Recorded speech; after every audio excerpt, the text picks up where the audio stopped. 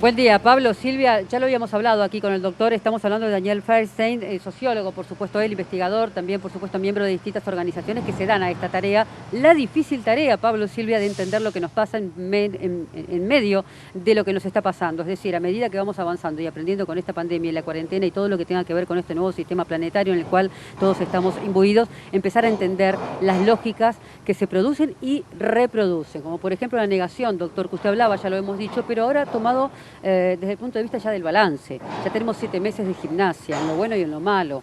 ¿Cómo se está traduciendo esto en la sociedad y también en las actitudes políticas?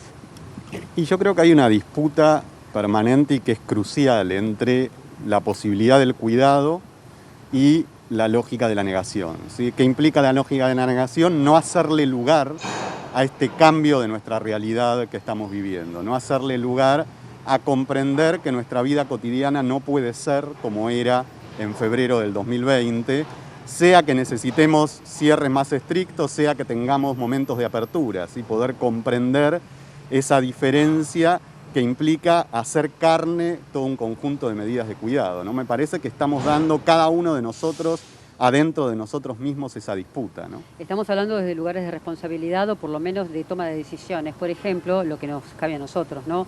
¿Cuál fue el rol, cree usted, cuál debiera ser y cuál debería seguir siendo el rol de nosotros los medios, por ejemplo? ¿Cómo hemos acompañado? ¿Con qué cuota de honestidad o no todo esto que está ocurriendo?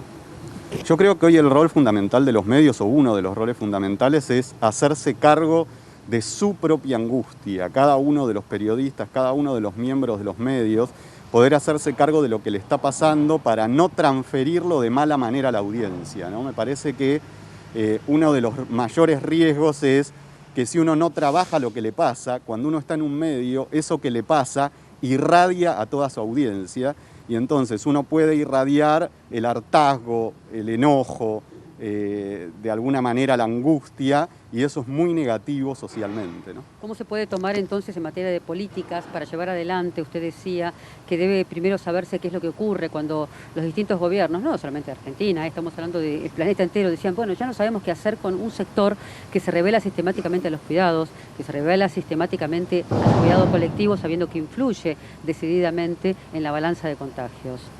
Bueno, creo que es muy importante y nos va a servir para otros planos, poder entender por una vez que nos daña a todos cuando hay un sector que se cree que está por encima de la ley, ¿sí? En ese sentido me parece que es muy importante, por un lado, el ejemplo que den los medios, las autoridades en relación a mostrar que implementan los cuidados que le piden a la población, pero también poder construir una condena social frente a aquel que cree que la ley no le corresponde, sea porque evade los impuestos, sea porque no aplica medidas de cuidado, sea porque se cree que está por encima de lo que todos tenemos que implementar, ¿no? Me parece que esto es un dato crucial para poder revertir las conductas, ¿no? Usted hablaba también de parte de la negación y otra característica que era la construcción de un enemigo, para poder drenar la angustia, la construcción de un enemigo y poner toda esa furia en la cabeza del otro. Y que hay sectores sociales que lo hacen y que son muy activos y muy ruidosos y se los puede llegar a ver. ¿Esto también es parte de ese proceso?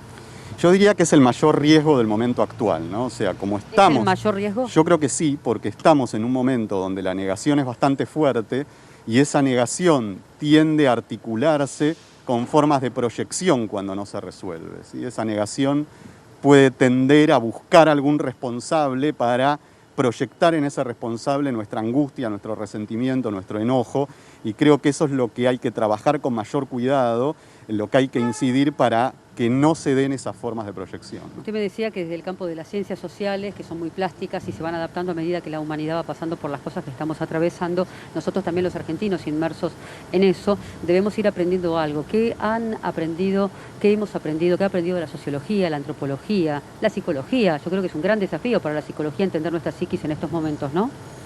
Creo que uno de los aprendizajes que podemos hacer es que las crisis se enfrentan con formas de reconstitución del lazo social, con formas de recuperación de la comunidad. Me parece que ese es uno de los mayores desafíos que tenemos, ¿sí? Si vamos a poder reconstituirnos como comunidad o si vamos a ir hacia una sociedad donde cada cual intente salvarse como pueda y que eso implica el camino hacia la extinción, ¿no? Porque en momentos de crisis es imposible salvarse solo, ¿no? Recién le preguntaba, ya para ir cerrando, si usted me podía decir con esa suerte de nuevas grietas que se van abriendo, ahora parece ser que hay una nueva grieta que es la de los trabajadores esenciales que salieron a la calle o que estuvieron en la línea del frente de batalla contra el virus y en los que tuvieron que quedarse encerrados haciendo la cuarentena y de alguna manera se quedaron mirando sin poder participar. Y se genera una fuerte tensión entre esos dos grupos. ¿Hay dos grupos o debiéramos superar con una mirada mucho más alternativa esas dos realidades? Es que yo creo que si lo pensamos con una lógica de quiebre, vamos a seguir profundizando la imposibilidad de una comunidad. Creo que hay que pensarlo en una lógica de complementación, ¿sí? Esto es que aquellos que estaban obligados a exponerse necesitan, o están obligados a exponerse, necesitan que el resto los cuide.